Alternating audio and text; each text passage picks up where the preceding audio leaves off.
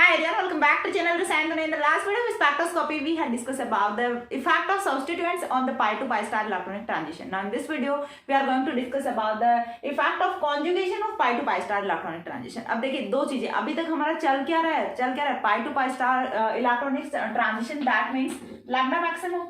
ठीक है, इसका जो कॉन्सिक्वेंस होता है वो क्या होता है, लैम्डा मैक्सिमम ही होता है. Pi to pi star electronic transition से जो कॉन्सिक्वेंस हमें ऑब्टेन हो रहा है वो क्या है, लैम्डा मैक्सिमम की वैल्यू है. अब जो लैम्डा मैक्सिमम की वैल्यू है, यहाँ से क्वेश्चन ये भी पूछा जा सकता है, effect of substituents on lambda maximum भी पूछा जा सकता है, या फिर pi to pi star electronic transition भी पूछा जा सकता है. आंसर दोनों का सेम ही होने वाला है. अब यहाँ से क्वेश्चन ये राइज होता है कि ये जो लैम्डा मैक्सिमम है जिसकी हम बार बार बात कर रहे हैं, इस पे यदि हम बात करें कि सब्स्टिट्यूएंट्स का, तो हमने वो जो डिस्कशन है वो पूरा पहले कर लिया था कि कब हम इलेक्ट्रॉन विड्रॉविंग ग्रुप जोड़ेंगे तो क्या वहां से इफेक्ट होने वाला है, और कब हम इलेक्ट्रॉन रिलीजिंग ग्रुप जोड़ेंगे तो वहां से क्या इफेक्ट होने वाला है, जिसमें कि हमने टोटल 4 शिफ्ट का डिस्कशन किया था. चारों इंपॉर्टेंट है क्योंकि आपको प्रीवियस वीडियोस में मिल जाएंगे सीरीज में.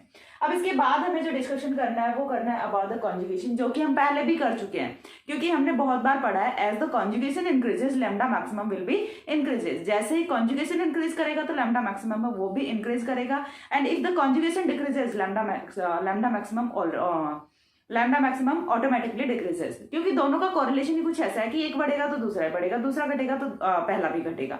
तो ऐसा कुछ होता है यहाँ से. लेकिन ये होता क्यों है, रीजन क्या है इसके पीछे का कि क्यों हो रहा है ऐसा, कि जैसे हम कॉन्जुगेशन इंक्रीज कर रहे हैं तो क्या होगा, लैम्डा मैक्सिमम की वैल्यू बढ़ जाएगी. तो हो क्यों रहा है ऐसा, इस चीज के पीछे का रीजन क्या है, वो हम इस वाले वीडियो में देखने वाले हैं. आपको वीडियो लास्ट तक देखना है तभी समझ आएगा, क्योंकि यहाँ पे जो मैंने थ्योरी लिखी है ये जस्ट उसका बेसिक एग्जाम्पल है, वो हम इसके नेक्स्ट में डिस्कस करेंगे.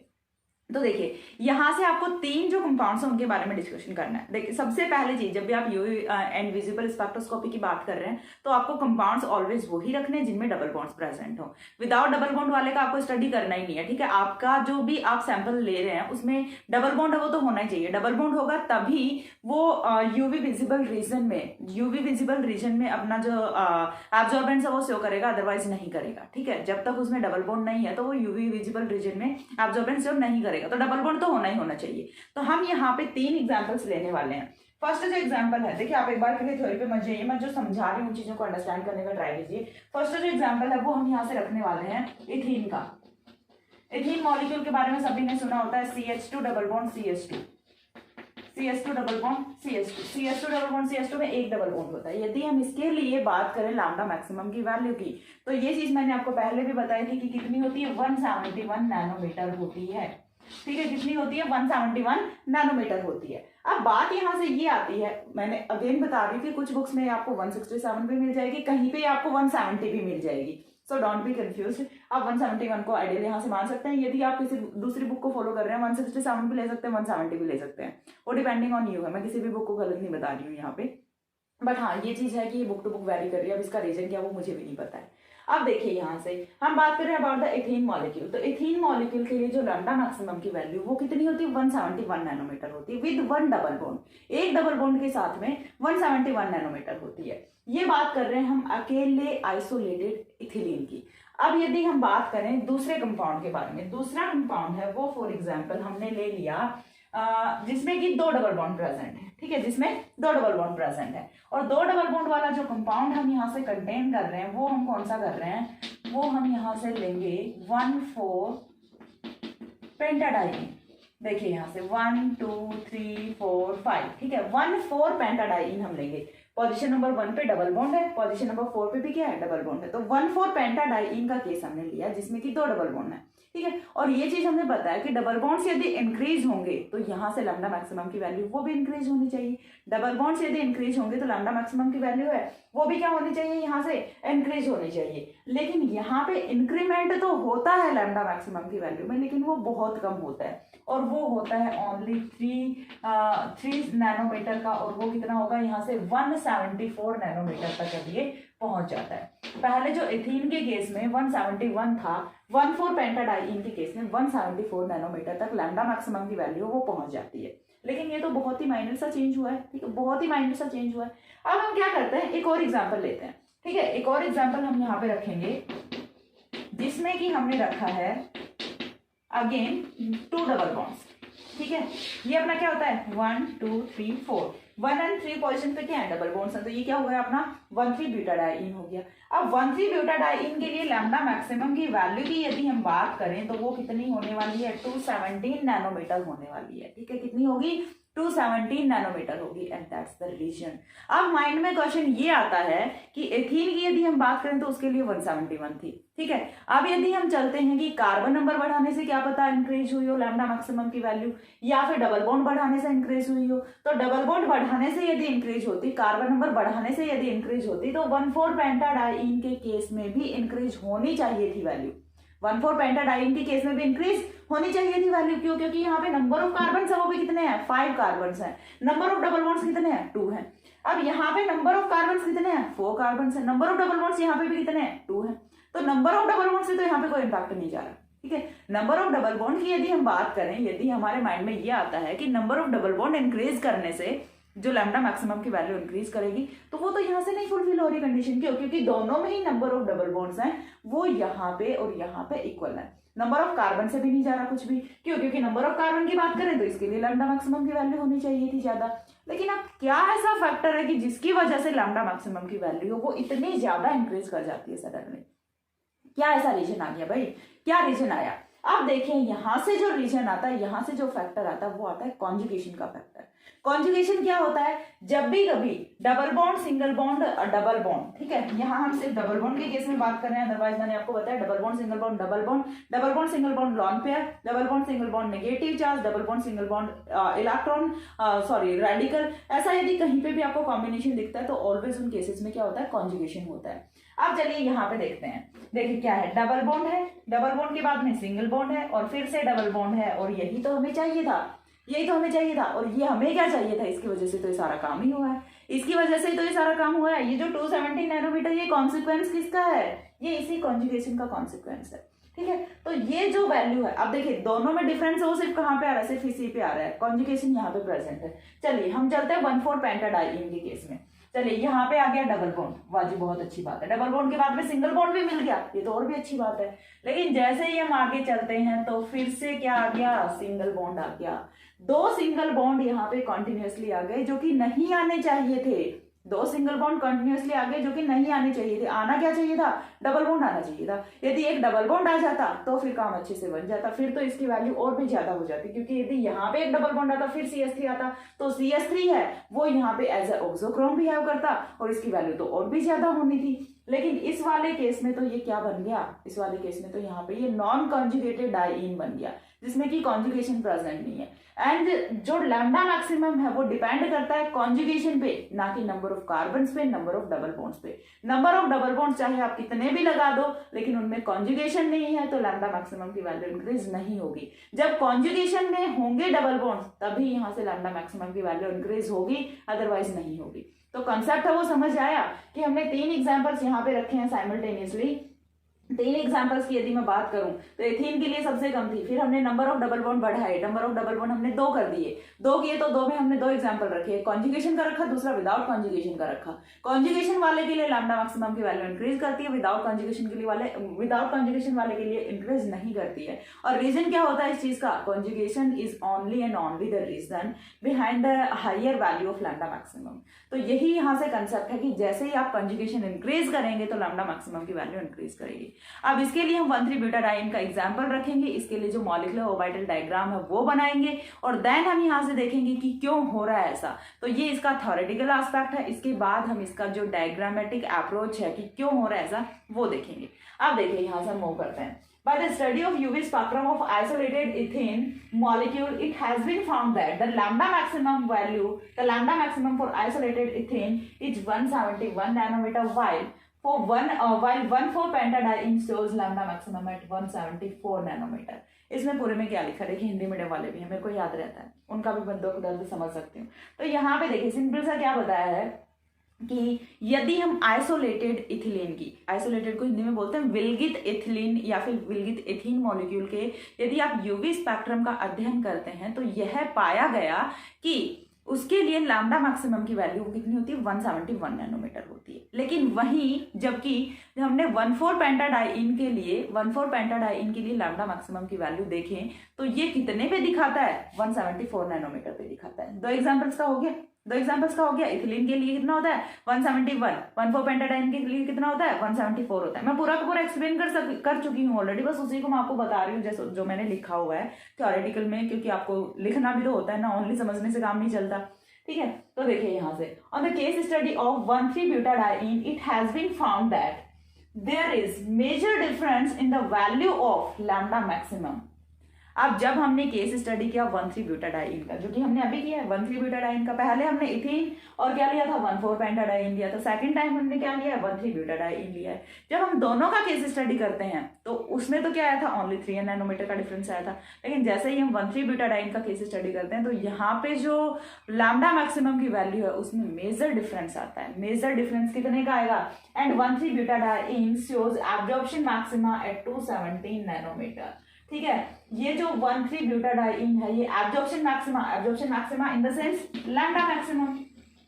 एब्जॉर्प्शन मैक्सिमा का मतलब क्या होता है, लैम्डा मैक्सिमम भी होता है, तो इसके लिए जो लैम्डा मैक्सिमम की वैल्यू है वो कितनी होती है 217 नैनोमीटर होती है। हो गया मेजर डिफरेंस। देखिए 171 174 से कहां पे जा रहा है, डायरेक्ट 217 नैनोमीटर पे जा रहा है। अब ऐसा क्यों हुआ है, तो देखिए हमने क्या लिखा है, the reason of this high absorption is conjugation that is as follows. और इसका रीजन है वो बाद में जब हमने स्टडी की, हमने तो नहीं, जो भी साइंटिस्ट थे उन्होंने स्टडी की थी, तो उन्होंने फाइंड आउट किया कि इसका जो रीजन है वो क्या है, इसका रीजन है वो यहाँ से कॉन्जुगेशन होता है। उसके लिए फिर हमने तीनों का यहाँ से कंपैरिजन किया है।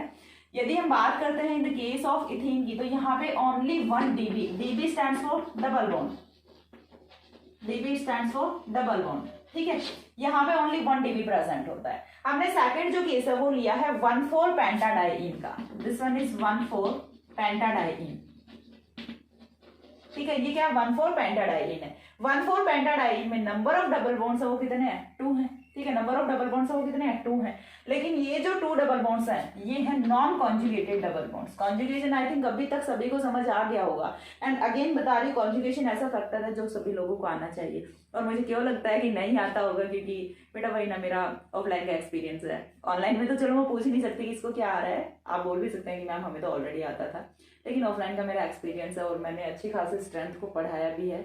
एंड ऐसे जो क्वेश्चन हैं ये मैंने खूब पूछे भी हैं, लेकिन उनका आंसर आता नहीं था कभी क्लास में से, कभी कभार आ भी जाता था, कुछ बच्चे दे देते थे। और कुछ बच्चों का ये भी होता है ना, देखिए हमारी जो इंडियन सोसाइटी है उसकी सबसे बड़ी प्रॉब्लम क्या होती है कि यदि हमें कुछ आ भी रहा है ना तो हम आगे नहीं आएंगे।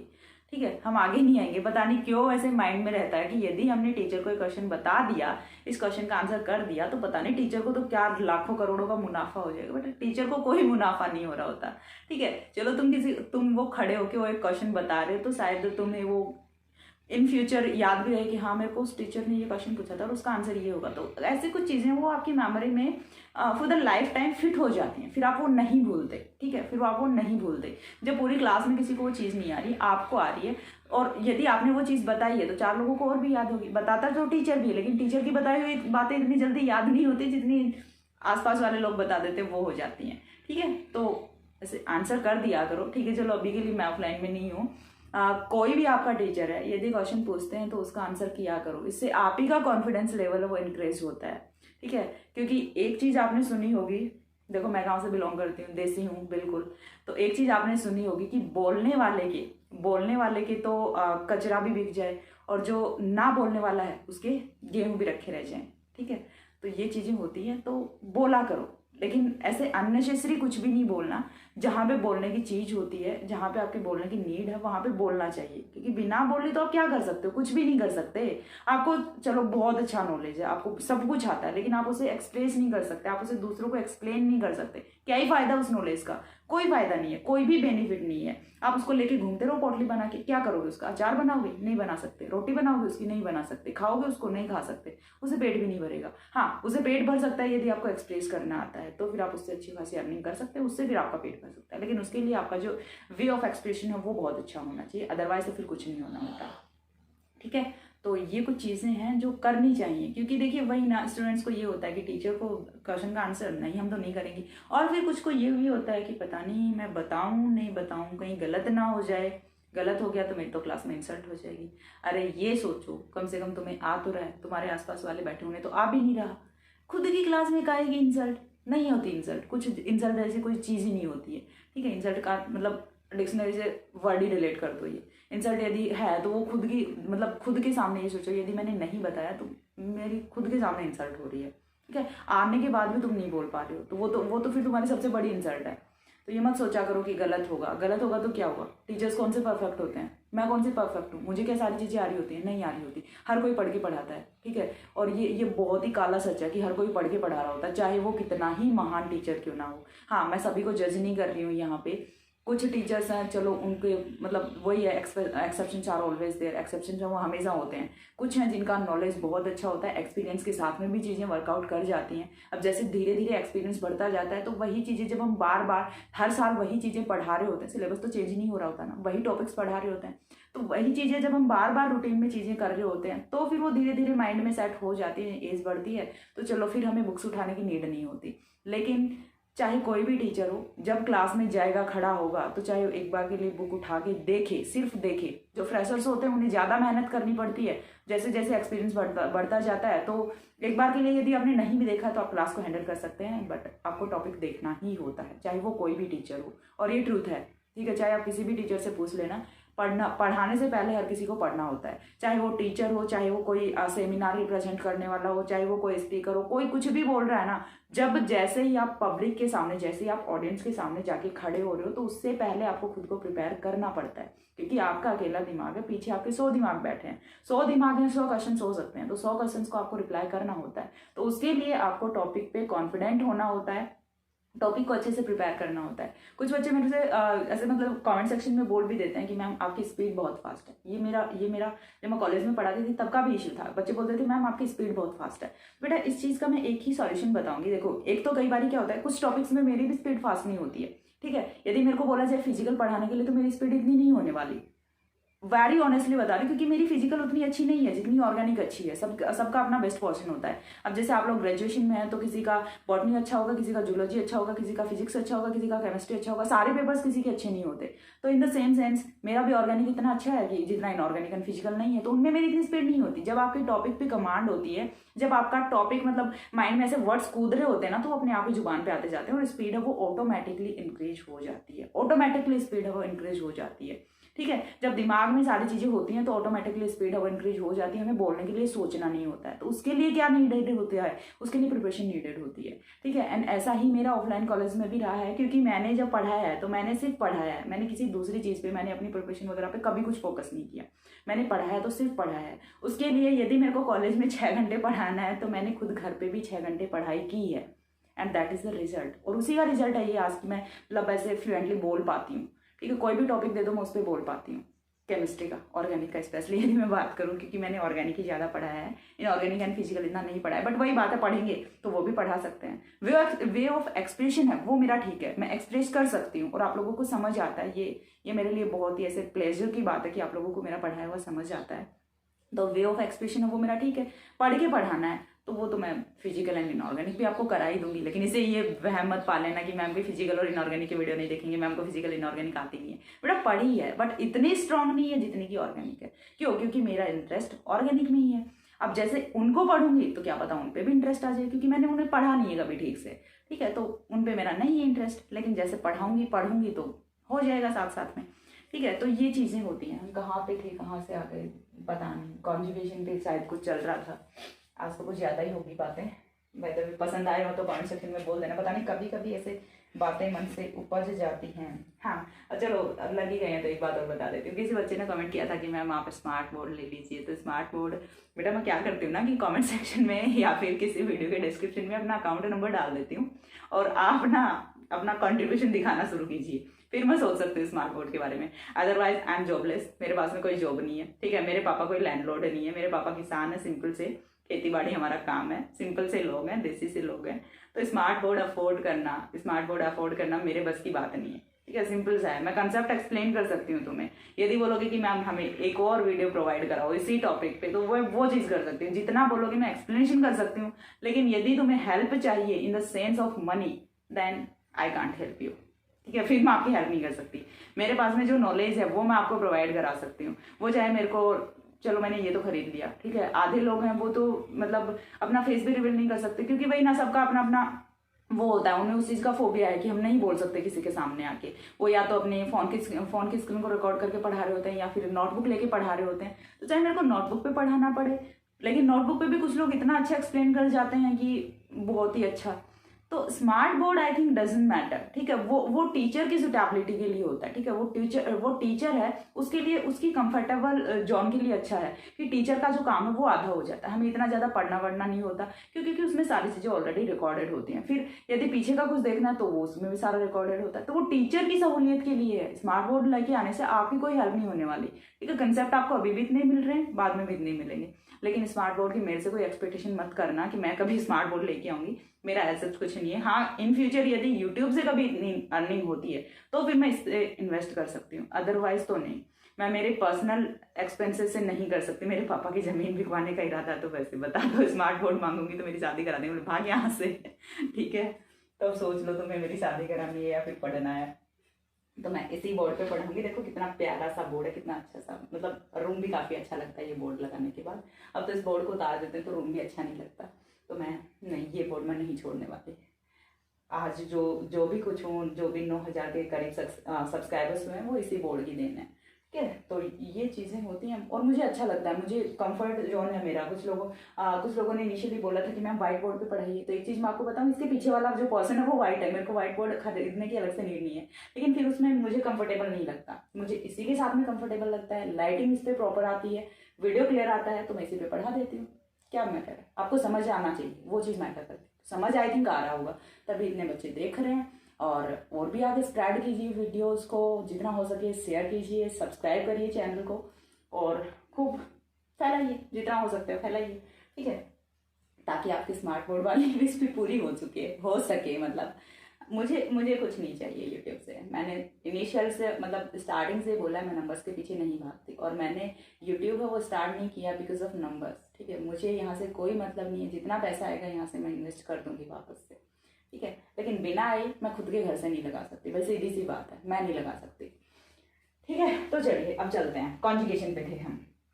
टू डबल बॉन्ड्स, यहाँ पे यदि हम बात करते हैं द केस ऑफ इथिलीन की, तो केस ऑफ इथिलीन में यहाँ पे नंबर ऑफ डबल बॉन्ड है वो कितना होता है, 1 होता है। लेकिन यदि हम बात करते हैं 1,4-पेंटाडाइन की, तो 1,4-पेंटाडाइन में नंबर ऑफ डबल बॉन्ड्स वो कितने होते हैं, 2 होते हैं। एंड 2 डबल बॉन्ड्स हैं, ये नॉन कॉन्जुगेटेड होते हैं। कॉन्जुगेशन क्या होता है वो चीज मैंने आपको बता दी, जब ऑल्टरनेट होते हैं, ठीक है, एकांतर क्रम में होते हैं, double bond, single bond, double bond, तब तो वो क्या होता है, कॉन्जुगेशन होता है, अदरवाइज कॉन्जुगेशन नहीं होता। तो ये वाला क्या हो गया, नॉन कॉन्जुगेटेड हो गया।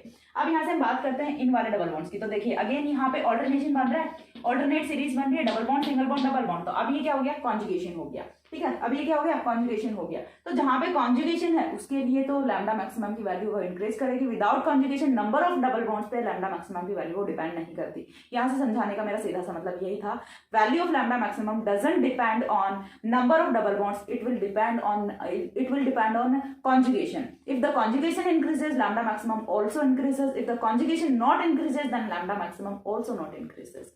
अब यहाँ से हम बात करते हैं नेक्स्ट पॉइंट की। and we had discussed previously that as conjugation increases, lambda maximum also increases। ये तो मैंने हर वीडियो में बताया, ठीक है, हर वीडियो में बताया कि जैसे conjugation increase करेगा तो lambda maximum increase करेगा। और इसके लिए जो रीजन होता है वो क्या होता है, pi to pi star electronic transition, क्योंकि pi to pi star electronic transition है वो इंक्रीज कर जाते हैं। जैसे conjugation इंक्रीज करता है तो pi to pi star electronic transition है वो इंक्रीज कर जाते हैं। और अब ये pi to pi star electronic transition increase क्यों करते हैं वो रीजन हम देखने वाले हैं। यहाँ से देखिए, this value of lambda maximum because of pi to pi star electronic transitions and because of conjugation. ये जो वैल्यू है लैम्डा मैक्सिमम की, ये किसकी वजह से होती है, pi to pi star electronic transitions की वजह से होती है। एंड ये जो pi to pi star electronic transitions हैं because of conjugation, because of conjugation, pi to pi star electronic transitions are more in the case of 1,3-butadiene। और 1,3-butadiene के केस में conjugation होने की वजह से pi to pi star electronic transitions वो ज्यादा होते हैं। This aspect we can understand by the further explanation। और ये जो aspect है इससे हम, कौन सा aspect, कि जैसे ही conjugation बढ़ता है तो pi to pi star electronic transitions वो बढ़ते हैं। इस aspect को हम पढ़ेंगे further explanation से by taking the example of 1,3-butadiene। तो एक बार के लिए इतना स्क्रीनशॉट ले लो, देन मैं आपको एग्जाम्पल एक्सप्लेन करती हूँ।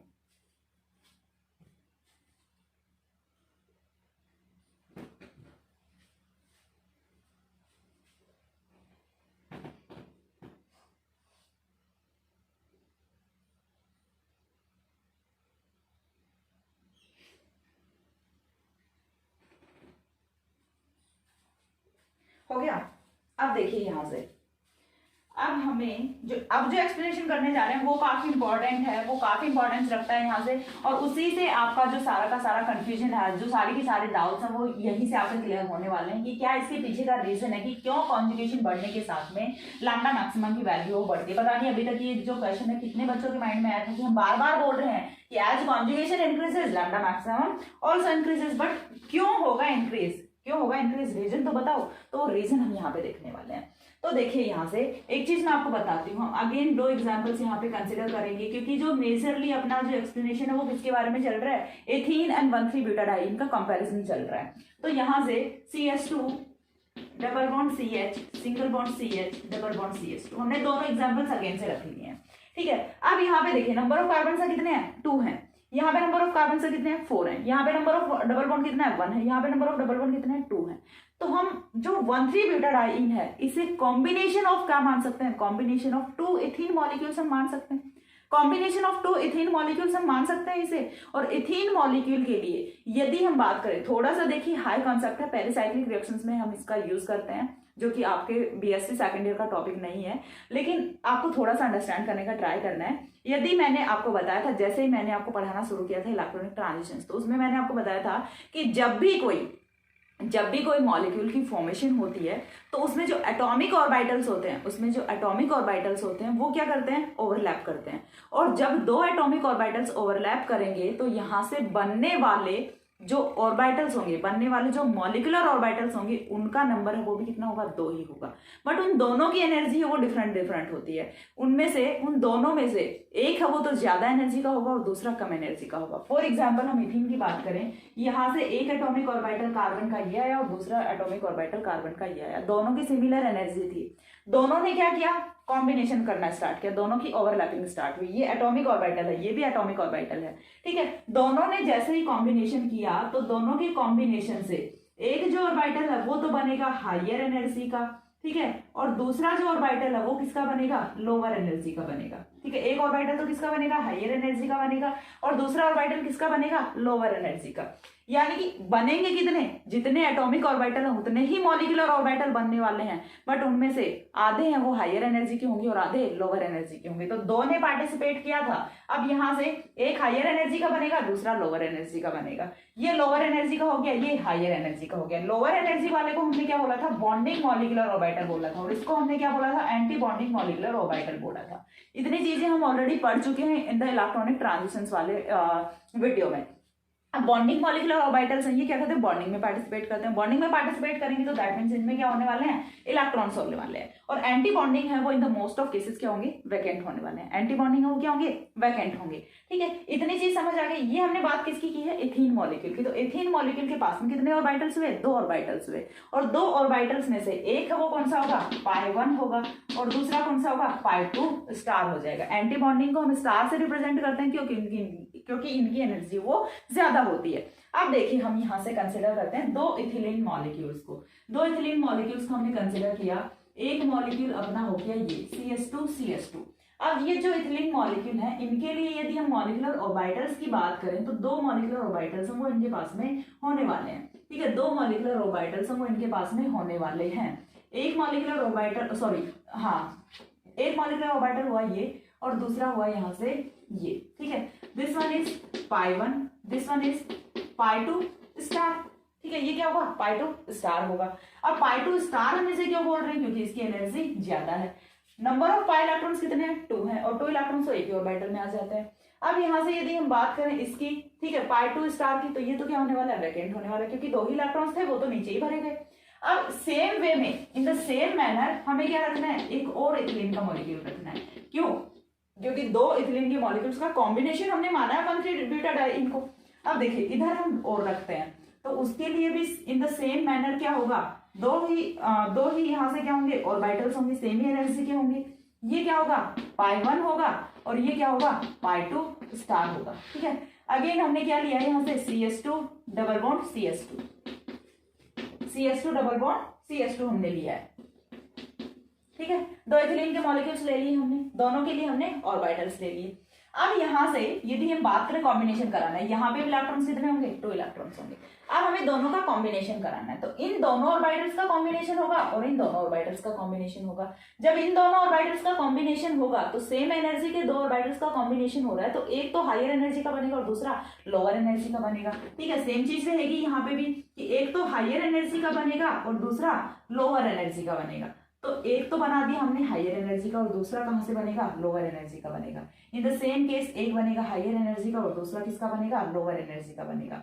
ठीक है, तो 2 ऑर्बिटल्स बन गए यहाँ से। ठीक है, 2 ऑर्बिटल्स बन गए यहाँ से। अब ये जो दोनों ऑर्बिटल्स हैं ये भी कॉम्बिनेशन करेंगे और यहाँ से भी 2 ऑर्बिटल्स बनेंगे। चलिए यहाँ से भी हम बना देते हैं 2 ऑर्बिटल्स।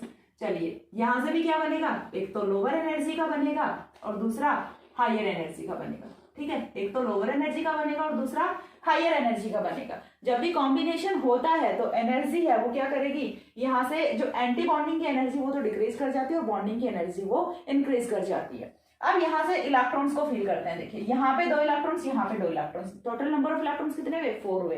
तो सबसे पहले हम इलेक्ट्रॉन्स कहाँ पे फिल करेंगे, जहां पे सबसे कम एनर्जी है। ठीक है, क्यों, क्योंकि हमें इलेक्ट्रॉन्स फिल करने के लिए एनर्जी रिक्वायर्ड होती है। अब उसके बाद नेक्स्ट एनर्जी लेवल पे चलते हैं, हमारे पास में इलेक्ट्रॉन्स 2 और बच गए, तो इन 2 इलेक्ट्रॉन्स को हमने कहाँ पे फिल करा दिया, यहाँ पे फिल करा दिया। ठीक है, इन 2 इलेक्ट्रॉन्स को हमने कहाँ पे फिल करा दिया, यहाँ पे फिल करा दिया। अब इन 2 इलेक्ट्रॉन्स को जैसे ही हमने यहाँ पे फिल कराया, अब कितना हो गया, देखिए यहाँ से यहाँ तक चलते हैं एक बार के लिए। जैसे ही कॉम्बिनेशन के बाद में जो ऑर्बिटल्स बने तो ये हो गया π1, ये हो गया π2, ये हो गया π3 एंड ये हो गया π4। π3 एंड π4 में वो स्टार वाले हैं, क्यों, क्योंकि ये कौन से हैं, एंटी बॉन्डिंग है। एंटी बॉन्डिंग मॉलिक्यूलर ऑर्बिटल से बनने वाले एंटी बॉन्डिंग होंगे, बॉन्डिंग मॉलिक्यूलर ऑर्बिटल से बनने वाले क्या होंगे, बॉन्डिंग होंगे। इन द सेम केस इधर भी ये वाले कौन से हैं, बीएमओज हैं, बॉन्डिंग मॉलिक्यूलर ऑर्बिटल्स हैं, और ये वाले कौन से हैं, एपीएमओज हैं, एंटी बॉन्डिंग मॉलिक्यूलर ऑर्बिटल्स हैं। एंटी बॉन्डिंग वाले वैकेंट है, बॉन्डिंग वाले फील्ड हैं। अब हम बात किसके बारे में करते हैं, बार बार किसके बारे में बात कर रहे हैं हम, about the pi to pi star electronic transition. Pi to pi star electronic transition. अब जैसे ही यहाँ पे आएगी यूवी विजिबल रेडिएशन, तो यहाँ से क्या होगा, एनर्जी का एब्जॉर्प्शन होगा। एनर्जी का एब्जॉर्प्शन होगा तो इलेक्ट्रॉन्स हैं वो कहां से कहां पे जाएंगे, यहां से यहां पे जाएंगे। यानी कि पाई से पाई स्टार पे क्या हो रहा है, इलेक्ट्रॉनिक ट्रांजिशन हो रहा है। और ये जो इलेक्ट्रॉनिक ट्रांजिशन है ये ज्यादा कब होगा, जब एनर्जी गैप कम होगा। कब ज्यादा होगा, जब एनर्जी गैप कम होगा। अब देखिए एक तो हम केस में देखते हैं यहाँ से एथीन का केस। एथीन के केस में पाई से पाई स्टार के बीच का जो एनर्जी गैप है वो बहुत ज्यादा है। लेकिन जैसे ही हम बात करते हैं 1,3 ब्यूटाडाइइन की, ये जो बीच वाला है ये किसका बन गया, 1,3 ब्यूटाडाइइन बन गया। ठीक है, ये क्या बन गया, 1,3 ब्यूटाडाइइन बन गया। ये क्या थे, एथीन थे। 2 एथीन्स के कॉम्बिनेशन से हमने बना लिया यहाँ पे 1,3 ब्यूटाडाइइन। अब 1,3 ब्यूटाडाइइन के केस में ये क्या हो गया, स्मॉलर गैप हो गया, स्मॉलर गैप हो गया। एंड एथीन्स के केस में क्या होता है, लार्जर गैप होता है। ठीक है, लार्जर गैप होता है। यदि आपने ये डायग्राम बना दिया ना तो आपको फुल मार्क्स मिल सकते हैं। क्यों, क्योंकि पूरा का पूरा एक्सप्लेनेशन फिर आप ऑटोमेटिकली लिख दोगे यदि आपको ये डायग्राम आ गया तो। अब देखिए यहाँ से ये जो गैप है ये लार्जर गैप है। लार्जर गैप में यहाँ से यदि आपको इलेक्ट्रॉन यहाँ पे पहुंचाना है तो उसके लिए आपको एनर्जी ज्यादा देनी पड़ेगी, एनर्जी ज्यादा देनी पड़ेगी। देखिए कंसेप्ट समझिए, यहाँ से आपको क्या करना पड़ेगा, एनर्जी ज्यादा देनी पड़ेगी, यानी कि ज्यादा एनर्जी की रेडिएशन देनी पड़ेगी। और जैसे ही रेडिएशन ज्यादा एनर्जी की देनी पड़ेगी तो we know that energy and lambda are inversely proportional to each other. Energy and lambda are inversely proportional to each other. यदि आपने एनर्जी ज्यादा दी है तो उस वाली लाइट की वेवलेंथ है वो क्या होती है, कम होती है ऑलवेज। यदि किसी भी रेडिएशन की, ये चीज भी मैंने स्टार्टिंग में जो EMR का जो ग्राफ बना के बताया था उसमें बता रखा है कि जिस भी किसी रीजन की लाइट की एनर्जी ज्यादा होती है तो उसके लिए वेवलेंथ है वो कम होती है। तो जैसे यदि आपको यहाँ पे ज्यादा एनर्जी देनी पड़ रही है तो उस लाइट की वेवलेंथ वो तो कम होने वाली है। यदि हम बात करें इस वाले में तो यहाँ पे तो गैप है वो थोड़ा सा गैप है, तो यहाँ पे तो हम ऐसा करके उछाल के इलेक्ट्रॉन्स को भेज सकते हैं। तो यहाँ से एनर्जी कम रिक्वायर्ड होती है, एनर्जी कम है तो वेवलेंथ क्या होगी, ज्यादा होगी। चीज समझ आ रही है, ये होता है रीजन कॉन्जुगेशन का। और कॉन्जुगेशन जब भी होता है तो जो यहाँ से होमो एंड ल्यूमो है उनका जो बीच का एनर्जी गैप है वो कम हो जाता है। अब होमो एंड ल्यूमो क्या होता है, तो देखिए होमो यहाँ से होता है ये वाला ऑर्बिटल, π2 है वो यहाँ से क्या है, होमो है, एंड π3 है वो यहाँ से क्या है, ल्यूमो है। अब होमो एंड ल्यूमो का मतलब क्या होता है, होमो होता है आपका highest occupied occupied molecular orbital, MOs लिख दूं इनको तो, highest occupied molecular orbital. And LUMO आपका होता है लोवेस्ट। देखिए वीडियो आई थिंक थोड़ा सा लंबा जा रहा है, थोड़ा सा कॉन्सेप्चुअल जा रहा है, बट आपको छोड़ना नहीं है क्योंकि काफी इंपॉर्टेंट है ये, ठीक है। Lowest unoccupied, lowest unoccupied molecular orbitals, ठीक है। तो हाईएस्ट ऑक्यूपाइड, इसे हिंदी में क्या बोलेंगे, उच्च भरित आणविक कक्षक, और यहां से क्या होगा, निम्नतम अभरित आणविक कक्षक, हम इन्हें हिंदी में बोलते हैं, ठीक है। अब देखिए यहां से यदि हम बात करते हैं अबाउट द होमो, हम बात किसकी कर रहे हैं, अबाउट द होमो, तो होमो कौन सा होगा, ऐसा ऑर्बिटल जिसमें कि सबसे ज्यादा इलेक्ट्रॉन्स भरे हुए हैं। अब यदि बात करें और उसकी एनर्जी भी सबसे ज्यादा, अब यदि हम बात करें तो बोलोगे मैम ये वाला होमो क्यों नहीं ले रहे, क्योंकि इसकी एनर्जी कम है, इससे ज्यादा एनर्जी वाला तो इसमें भी इलेक्ट्रॉन्स है, तो ये होमो होगा। अब हम बात करते हैं, बोलोगे मैम इसको ल्यूमो क्यों नहीं लेंगे, ल्यूमो है वो कौन सा होना चाहिए, सबसे कम एनर्जी का होना चाहिए। ल्यूमो कौन सा होना चाहिए, सबसे कम एनर्जी वाला होना चाहिए। सबसे नीचे वाला जो खाली कक्षक है वो कौन सा है, यही है ना, सबसे नीचे वाला खाली ऑर्बिटल वो कौन सा है, ये है, तो ये क्या होगा, ल्यूमो होगा। और इसके आगे फिर चाहे कितने भी हो, सबसे ज्यादा एनर्जी का जो ऑक्यूपाइड है, सबसे ज्यादा एनर्जी का जो भरा हुआ ऑर्बिटल है वो कौन सा है, ये है, तो ये होमो होगा और ये ल्यूमो होगा। एंड जो इलेक्ट्रॉनिक ट्रांजिशन है वो ऑलवेज कहां से होते हैं, इलेक्ट्रॉनिक ट्रांजिशन है वो ऑलवेज कहां से होते हैं, होमो टू ल्यूमो होते हैं। ये कॉन्सेप्ट आपको आगे बहुत काम आने वाले हैं, ठीक है। इलेक्ट्रॉनिक ट्रांजिशन वो कहाँ पे होते हैं, होमो टू ल्यूमो होते हैं। जब कहीं पे इलेक्ट्रॉन्स होंगे तभी तो ऊपर जाएंगे ना, यार सीधी सी बात है। जब किसी के पास में इलेक्ट्रॉन्स होंगे तभी तो ऊपर जाएंगे। यदि आप भूखे बैठे आप दूसरे को कहाँ से भंडारा खिला दोगे, आपके पास में कुछ है तो आप उसमें से शेयर कर सकते हो, ठीक है। तो इन द सेम केस जो pi to pi star electron, जो भी इलेक्ट्रॉनिक ट्रांजिशन है वो होमो टू ल्यूमो होते हैं। Highest occupied molecular orbital to lowest unoccupied molecular orbital होते हैं। इतनी चीज समझ आ गई। अब यदि हम बात करते हैं 1,3 बीटा डाइईन का, यहाँ से आपको डायग्राम है वो भी बनाना होता है। 1,3 बीटा डाइईन के लिए यदि हम बात करें तो 4 कार्बन है, 4 कार्बन के लिए हम यहाँ पे एक डायग्राम मैं आपको बना के दिखाऊंगी, थोड़ा सा उधर बनाती हूँ मैं। ये जो डायग्राम है ये आपको बनाना पड़ेगा, मॉलिक्यूलर ऑर्बिटल डायग्राम होने वाला है ये। देखिए हमने देखा 1,3 बीटा डाइईन की केस में जो कार्बन है वो कितने होते हैं, 4 कार्बन होते हैं, ठीक है। कार्बन है वो कितने होते हैं, 4 कार्बन होते हैं। अब 4 कार्बन के लिए हमें जो 4 ऑर्बिटल्स हैं वो बनाने पड़ेंगे, 4 एनर्जी और 4 एनर्जी लेवल्स वो बनाने पड़ेंगे। 4 कार्बन के लिए 4 लोब्स भी बनाने पड़ेंगे।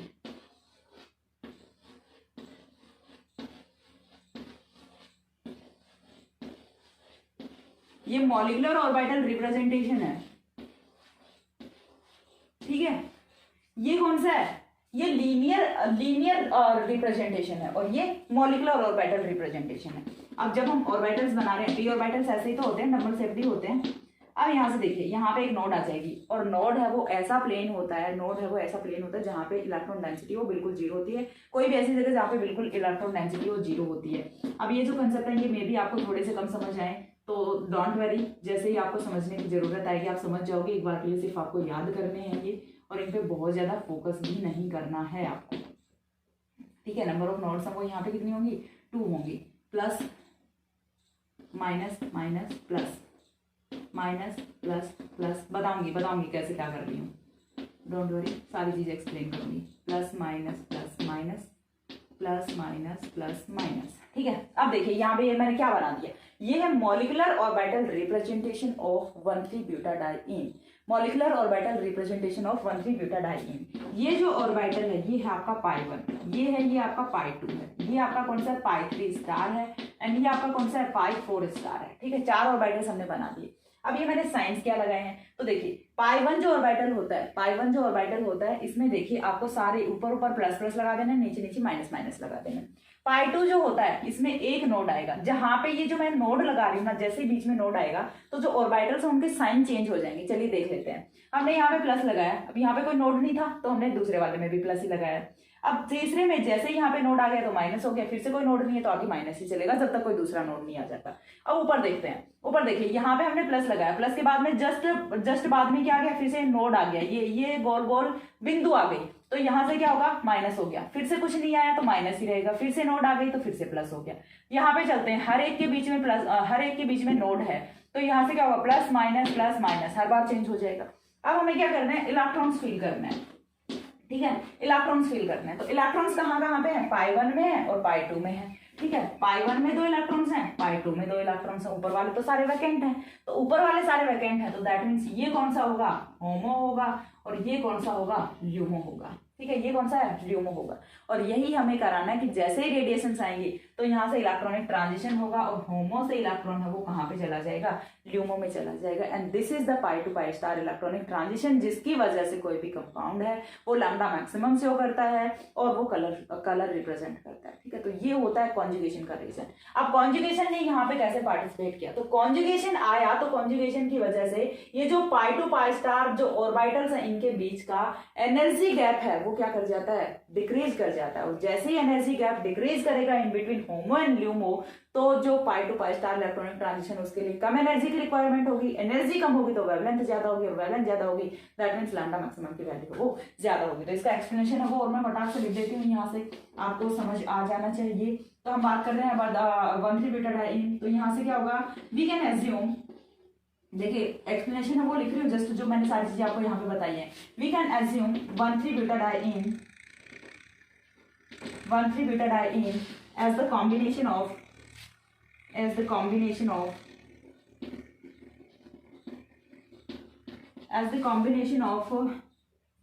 क्या, 2 इथिलीन मॉलिक्यूल्स, 2 इथिलीन या फिर ethene molecules, 2 ethylene molecules. So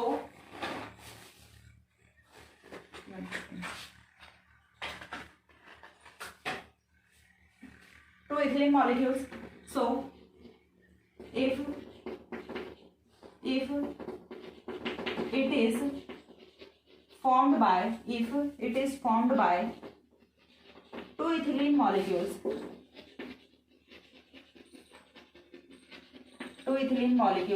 then during the overlapping of orbitals, BMOs, bonding molecular orbitals, देखिए समझने की कोशिश कीजिएगा, अच्छे से समझ आ जाएगा, बहुत ही अच्छा कॉन्सेप्ट है। BMOs overlap with each other, जो लिखा है ऊपर वही एक्सप्लेन कर रही हूँ। तो BMOs है वो क्या करेंगे, आपस में ओवरलैपिंग करेंगे and forms pi 1 and pi 2 orbitals, ठीक है। अब यहां से क्या होगा, वाइल, जबकि ABMOs anti bonding molecular orbitals overlaps each other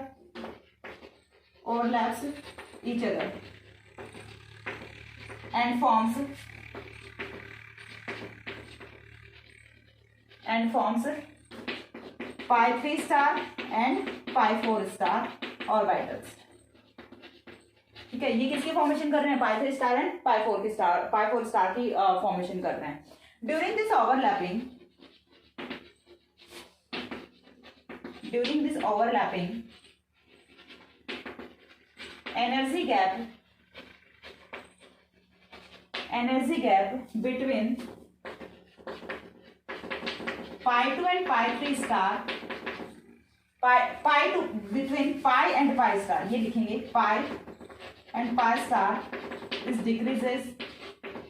decreases, so less energy required, handwriting मेरी बहुत अच्छी आ रही है, so less energy required for the electronic transition and lambda maximum increases,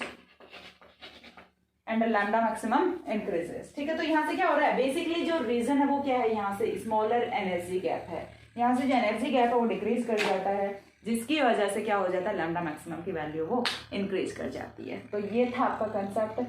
और पीछे आई थिंक आपको ट्रैक्टर की आवाज़ सुन रही होगी, ये भी एक रीजन है मेरी ज़्यादा स्पीड का, जो कि मैंने बताया था। देखो कंसेप्ट अच्छा है वो तो चलो बहुत अच्छी बात है, मतलब किसी का भी हो सकता है, बट एक रीजन ये भी होता है कि समटाइम्स क्या होता है कि मैं घर पे वीडियोस बनाती हूँ, तो बाहर मेरे पापा के पास में लोगों का जैसे आना जाना रहता है, तो बाहर वो लोग बैठे होते हैं, मैं एक बार के लिए उनको बोल देती हूँ कि पापा धीरे बोलना आप लोग, मैं वीडियो बना रही हूँ अंदर। लेकिन जैसे ही 5 लोग बैठे हैं तो उनका तो फिर से वही अपना माहौल बन जाता है, वो जोर जोर से बोलना शुरू कर देते हैं। तो मैं उनकी आवाज़ को अवॉइड करने के लिए, मेरे माइंड में वो होता है, एक तो बाहर से मेरे को उनकी आवाज़ सुनती है, फिर मेरे को ये लगता है कहीं आवाज़ वीडियो में ना आ जाए, तो फिर मैं क्या करती हूँ कि उनकी आवाज़ को दबाने के लिए मैं खुद स्पीड में बोलना शुरू कर देती हूँ कि जिससे उनकी आवाज़ नहीं सुनेगी। तो बैकग्राउंड नॉइज़ को अवॉइड करने के लिए भी कई बार मैं ज़्यादा स्पीड में बोलती रहती हूँ, जिससे कि आपको बैकग्राउंड नॉइज़ है वो इरिटेट ना करे, ठीक है। तो ये भी एक रीज़न है। और आज का वीडियो करते हैं यहीं पे खत्म, नेक्स्ट मिलते हैं दूसरे वीडियो में। होप्स आपको ये समझ आया होगा, नहीं भी समझ आया वीडियो को 2 बार देख लेना, 3 बार देख लेना, जितना पॉसिबल हो सके। चैनल को शेयर कर देना ताकि सारे जो स्टूडेंट्स हैं जिन तक ये वीडियोस पहुंच पाएँ। काफ़ी इंपॉर्टेंट कंसेप्ट है स्पेक्ट्रोस्कोपी का, एंड जितना हो सक रहा है मेरे से पॉसिबल, मैं बहुत ही ईजी लैंग्वेज में इसे एक्सप्लेन करने का ट्राई कर रही हूँ एंड आगे भी करती रहूँगी।